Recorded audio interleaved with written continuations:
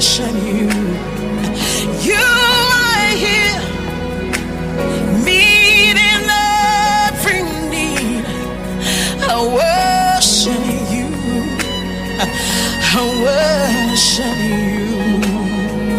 Oh, devotion, de amazeke.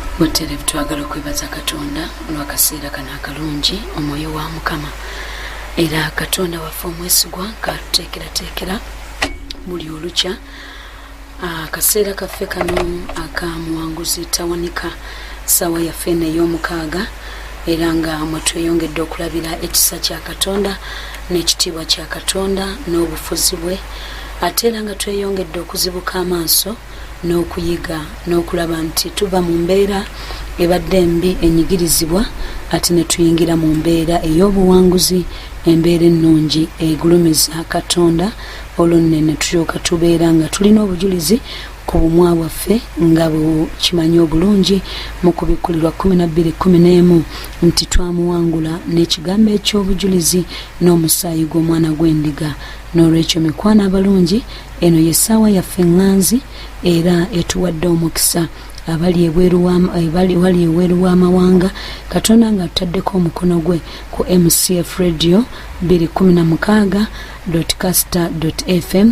ekyo ne twebaza Katonda ffenna abatufuniraawo ate nga radio wetuusa abali eyiganga ku 13.9 nammwe nga mutufuniraawo ate nga bwe tuyingire 40 ku 96 katonyeze 0 awo nno munnange ne tweyongera okubanga tuyingira mu buwanguzi n'ekisa kya Katonda bwetu ne tujja mu Central ate era nga bbanga tono tujja kuba tuyingira ne Masaka Katonda waffe nga bwali ow'amaanyi era ekisa kye nga bwe kiri ekinyuvu ennyo. Bwetyo Juliet Juko Jeje nze ntudde emabega w'omuzindalo guno era ng'omwoyo omutukuvu yatwala maaso n'atuyigira abawanguzi baffe aba buli lunaku era nga Prosper Junior School Day and Boarding bebatuusaako programu yaffe eno muwanguzi Tawanika. N'olwekyo ab'emikwana abalungi tuli basanyufu nnyo 2019 tinaffe gunaatubeerera omwaka abatabadde na luyimba lupya abatabadde na bujulizi ku nnimi zaabwe 2019 tugukkiriza okubeera omwaka gwaffe ogw'obujulizi era nga nzikiriza nti buli ampuliriza naawe weesunga olunaku lumu lw'ogenda okuba ng'otuulako mu studio oba mu kibiina ekinene ng'ogamba nange Mukama kino nange yakinkolera kye nali sirowooza kye nali sisuubira mu magezi gange Katonda wange yamala n'akikola tya n'akikola. Ekyenno munaye kye kituleeta ne twogera ku bulungi bwa Katonda ate era ne tweyongera okumugulumiza ne tutegeera nti yatutonda akyatwagala akyatufaako atumanyi n'ebyo bye twasanga ku nsi kuno asobola okubirwanyisa ebitali bituufu n'abiwangula ate naffe ne tweyagalira mu myaka gyaffe gy'atuwadde teweerabiranga tekyawandiikibwa kyogera Bayibuli egamba ti omuntu bw'awangalanga emyaka emingi agisanyukirengamu. Wenjogera oyinza okuba kati ate ng'oli maziga oli mu nnaku tomanyi na kyakkola naye nga wejjusa n'okwejjusa lwaki nakola ntya lwaki nkyali mulamu lwaki sifudde. Mukwano eyo si ensonga emyaka gyo ogenda gisanyukiramu oluvannyuma bw'onaabeera sensitive n'oteekayo omwoyo gwo ku programu efaanana bweti muwanguzi Tawanika nga tutambula okuviira ddala ku ssaawa 6 paka ssaawa 9 ate neddibwamu era buli kiro ku ssaawa 5 paka ssaawa 8 ez'ekiro. Wenjogerera mu kaseera kana akanyuvu akafaanana bwe kati omuwanguzi waffe omwoyo omutukuvu gwe yatuyigidde yatuuse ddawo mu mpewo za studio era nga bwentunula bwe nti mulaba mwetegereza era nga nzikiriza nti wamu naffe tugatte engalo zaffe munnange tumwanirize atuwa omukisa n'ekyo Katonda kyatadde ku mutima gwe era mu ddakiika zino kamwanirize munnange nsanyusa okulabako maama weebale kutuuka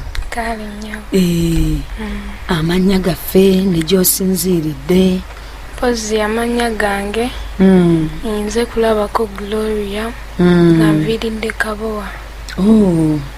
Tusanyusa okulaba Gloria eddoboozi oliwulira mikwana abalungi liyinza okuba nga terinakula nnyo naye nga lyeryo tulina omuwanguzi waffe omukyala kulabako Gloria. Mukyala kulabako Gloria wali olidde ku programu eno omuwanguzi Tawanika? Butereevu. Ekitegeeza leero gwe muwanguzi waffe. Yennyabo. Obulamu wabusanga otya ng'okula? Obulamu bwange tebwali bubi nnyo kubanga twakulira mu famire y'abalokole kwegamba nga buli kimu si kibi nnyo nga birungi naye era nga si birungi nnyo naye munayo olw'okubanga baatukuliza mu Katonda twakula nga tumanyi nti ku lw'okukkiriza ebibeera nga si birungi mu kaseera ako biba bisobola okubeera nga birungi mu maaso awo gye bujja. Ebigambo ebyo no ng'ani abikubuulira? Mami ne Daddy ne mu Sunday school gye twagendanga nga babitugamba nti twesige Katonda bwe bityo. Najjanga okulanga ebigambo ebyo biwulira? Nga mbiwulira bulungi nnyo ng'era tuyimba nga tunyumirwa mu Sunday school nga ne bamami batutuuze waka ne batugamba so ng'ekyo kitukuuma nga like embeera ne webeera nga si nnungi mami abeera atugamba temufaayo Mukama akola biki bye mwagala ajja bibawa bwe bityo ne tubeera nga tuddamu amaanyi kati kyobola embeera tetwagisanga kubeera nga mbi nnyo. Omutuukirivu anaabeera mulamu olwakukkiriza embeera yabeerangawo yo naye nga tubeera bagumu. Mbeera yali etya obulamu bwo olwojja okula butambula butya olwo? Nze okuva nga ndi muto engeri nti nali nkulidde mu Sunday school mu chachi kati obulamu bwange natandika okubeera nga batuyigirizanga okusaba neera kye neebaliza Mukama okusookera ddala nebaza Mukama abo abatusomesa okusaba batica baffe nti lwa nsonga nali mwana muto naye ng'ate nsobola okusaba kubanga nakizuula bukulu nti ate okuyitibwa kwange kusaba kati nali sikitegeera mu buto nti ate okuyitibwa kwange kwali kusaba naye nga kijja buzi nembeera nga nsaba naye ebintu ne bibeera nga bituukirira kati nenzija nga ngenda bwentyo mu maaso ng'abantu bajja ne mbasabira ebintu ne bituukirira. Nzijukira waliwo n'omukyalo omu twali tubeereeyo naye yali neiba waffe ng'azaala abaana balenzi bokka naye olw'okuba kuli kwe kwali okuyitibwa kwange yajjanga ne musabira oluvannyuma n'azaala omwana omuwala kwegamba nembeera nali muto nnyo myaka nga 9. Ng'oli mu kyakumeko olwo? Awo nali ndi mu P5. Kati nga nzija nga nsabira abantu nga bandeetera ssente bimu bya 10 bwe bityo. Ofuuse pasita? Ebya Katonda nanti tebiriiko myaka. Kati nenzija nga nkula kati we natuuka mu P7 kati awo ebyokuweereza n'ensooka nenkola ki nembiwumulamu nanti awo kubeera kusoma awo neŋŋendako mu kisulo naye nga mu kisulo naye era nga tusaba nga beerayo ebintu ebitawaanya abaana biki naye nga ffe twabeeranga bagumu tumanyi tulina Katonda tumanyi tulina Katonda yatulwanira entalo zaffe nensoma ng'era nzija ntambula ne Mukama naye kati olwo kiri ekisa ekyokusaba ne kigenda nga kikendeeramu mpola engeri gye nnali ng'omuto saakimanya saakitegeerawo kati ne ŋŋenda senior 1 nga ndi mwana musirifu nnyo ng'era kizibu okunzijamu ekigambo n'ekimu era nga wojja n'onzijamu ekigambo nga ggwe bambi Mukama yaba akuyambye. Ekigambo kikwogera oba kigambo kityo? Okwogera nga mbeera musirifu mbeeraawo bubeezi. Tewazannyako lino okuzannya kw'abaana twepenemu tepo? Nazannyanga naye era si bye ebyannyo ozannyamu katono n'ovaayo neddayo ewaka n'obeeraawo n'otuula kwegamba bwebwe obulamu bwange. Kati we natuuka mu senior 1 neera nga ndi musirifu nagenda waliwo essomero lye natandikirako senior 1 then awo mami wange gyali akolera nensomera senior 1 senior 2 nenfuna mukwano gwange aliwo mukwano gwange yalina eddalu bannange simanyi nangeri gye twakwataganamu mukwano gwo gwe nafuna mu senior 2 ng'alina eddalu ng'ayogera nga kati bano abaana babeera nga bacomedians kati ng'ayogera asesa abaana ali talkative nga nawe bikuseseza omwo nga nange binsesa kati nempulira ate nga ye mukwano gwange omutuufu ow'okubeera naye ne tubeera naye ne tutambula ffenna kati nanjigiriza okwogera nentandika nange okwogera ng'omuganda wagamba nti mbulira gw'oyita naye nkubuulira empisa ze ye nnyabo kati omuzungu n'agamba atyawo muzungu oba ayogera atya kati the birds of the same feathers flock together yes kati nentandika okwogerayogera eyali tayogera mu kibiina nentandika ng'okwogera nange nenfuna eddalo eryo lyeyali ayina nga simanyi nti oba kisobola okundeetera obuzibu bwonna nga ngenda mu maaso tugenda mu senior 3 nawo ne tusoma kati bannange onatuuka mu senior 3 simanyi muze guno gye gwava nga ntandika kukola ki kubeera n'abalenzi nga natandika kubeera mukwano gw'abalenzi okusinga abawala ebbanga lyonna oba kyajja buzaawo ng'otuusa mu senior 3 nga ntuusawo mu senior 3 olw'ono omuwala yabeeranga nnyo n'abalenzi kale nga be basinga okubeera mikwano gye kati then nange olw'okubanga ndi mukwano gwe nange nenfuuka mukwano gw'abali abalenzi abaali mikwano gye ne tutambula bwe tutyo kati olw'okubanga nali sitera kwogera nnyo n'abantu baana bangi bali like beegomba okwogera nange naye nga neeraga biki nemanyi soogerayogera saagala kumanya naye kati nentandika okubeera nga nfuuka open eri buli muntu kati abaana ne batandika okubeera nga bafuna access okwogera nange awe watandika okujjira abavubuka ne batandika ebintu by'okunkwana biki kati senior 3 aweza emyaka emikulu senior 3 awo nali nina emyaka 14 kati awo nensoma netugenda maaso nga nsoma naye nga abavubuka batandise okuntawaanya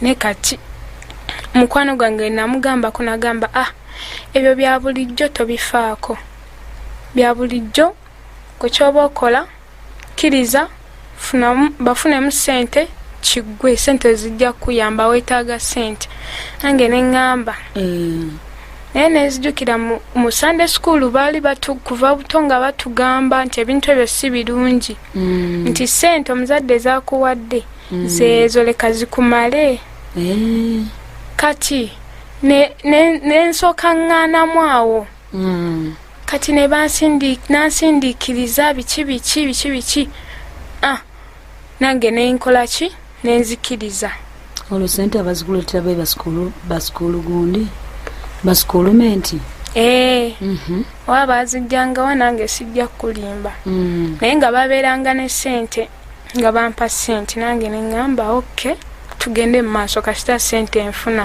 otandikidde ku mmeka olwo era ebyamasomero bimanyi 10, 12 ezo ng'osanyuka naawe olabikeko ku kantiini olwo wali muli wabisiikirize nga sente tezikumale teziri ezigenda kaawo oba bayongerako bwongezi kubanga abazadde bange si be baali obubi ennyo nga bampa sente naye era simanyi baaki oba myoyo kwegamba oba owulira nga n'ezo nazo ozeetaaga oyongereko okwezo z'oyina ate ofuukire eddala nga oli w'amaanyi ofuuke big spender ku ssomero ebyessomero obimanyi nja binnyonnyola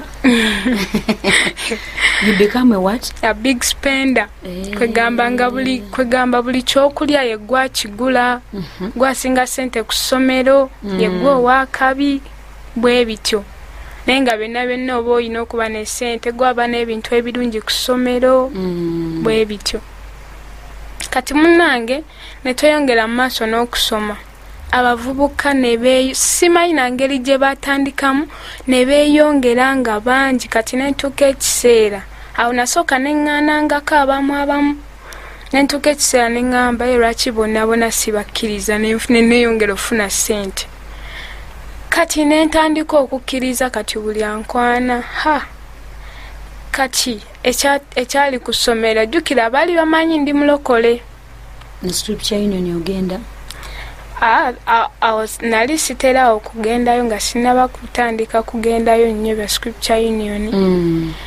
Naye nga bakimanyi mami wange yali mulokole nga bakimanyi mulokole era ng'atera okuyita ku baana nayogera nabo nababulira ku njiri kubanga yali akolera ku ssomero eryo lyennyini gye nali nsomerako. Kati nga nange automatically bakimanyi ndi mulokole. Kati munnange abavubuka we beeyongera nange neŋŋamba kambakkirize, after all nja funa ssente nga nnyingi. Nentandika kukkiriza abavubuka, omuzimu gw'obwenzi guno ne gweyongera.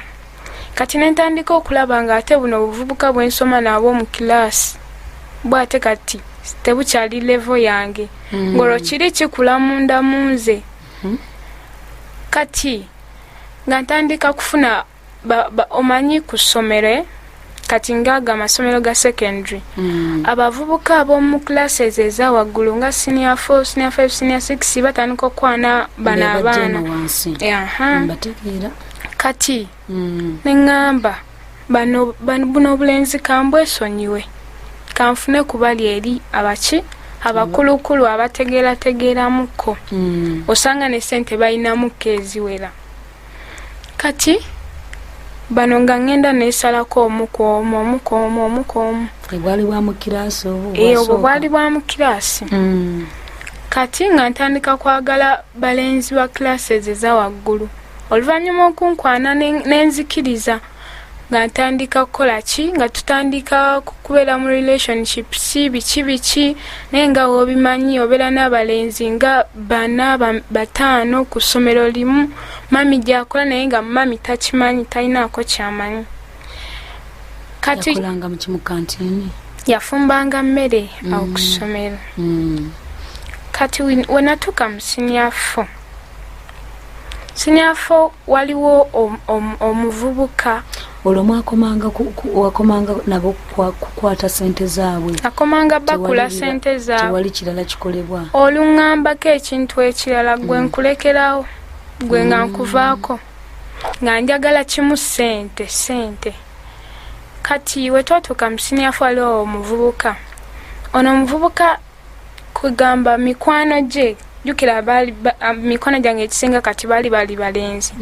Kati nga mbeera nnyo nabo.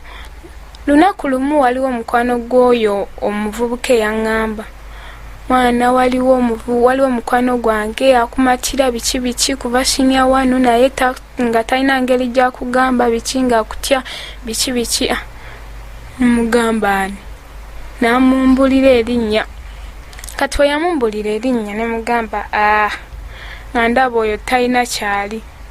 Kati bwe twamala omuvubuka najja nankwana nensooka ŋŋaana kati oli mukwano gwe n'akomawo naŋŋamba mwana naye muno kyali waffe muyambe biki muyambe bambi.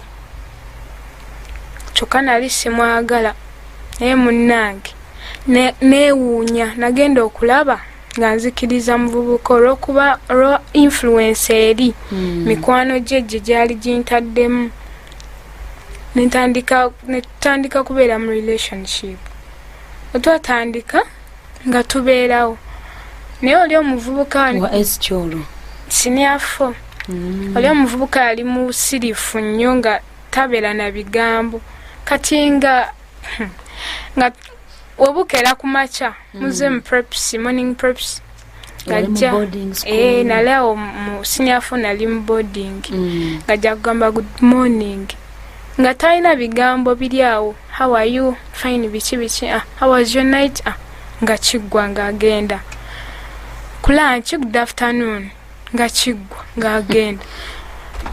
Otumala evening prophecy, good evening, how are you, good night. Gwe wali olowooza ki awo? Olabina by'olowoozaayo ebisingakaawo? Nedda kale ng'omuntu mubeerawo ne munyumyako. Kale katukomewo mu ddakiika zaffe ntono nnyo. Kale.